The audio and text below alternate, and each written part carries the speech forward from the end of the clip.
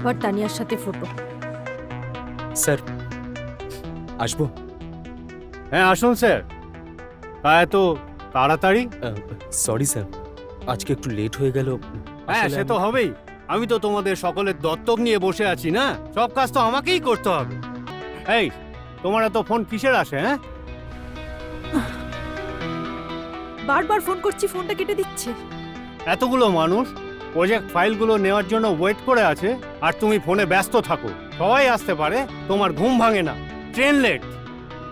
শোনো, এখানে দাঁড়িয়ে না থেকে এক্ষুনি গিয়ে কৌশিক দাকে ফাইলগুলো দিয়ে এসো। আর হ্যাঁ শোনো, পরের দিন থেকে সময়ের মধ্যে আসতে পারলে আসবে, না হলে আসবে না। যাও সরি স্যার। যাও, বেরিয়ে যাও। যত সব আমার কপালে এসে জুটে।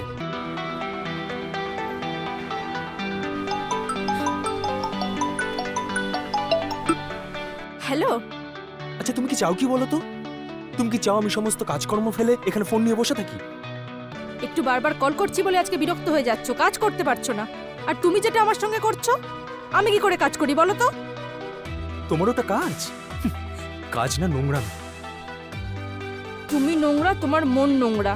আর তুমি যেটা অফিসে গিয়ে তানিয়ার সাথে করো, জড়িয়ে ধরে সেলফি তুলে ফেসবুকে পোস্ট, সেটা নোংরামি নয়, সেটা কাজ।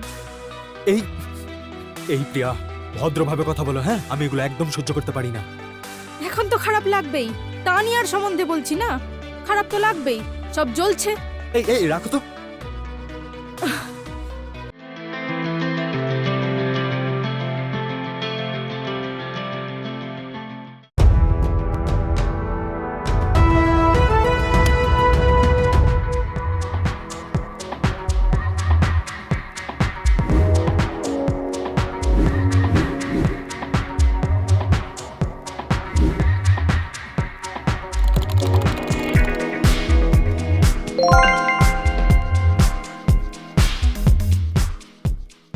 Like and subscribe.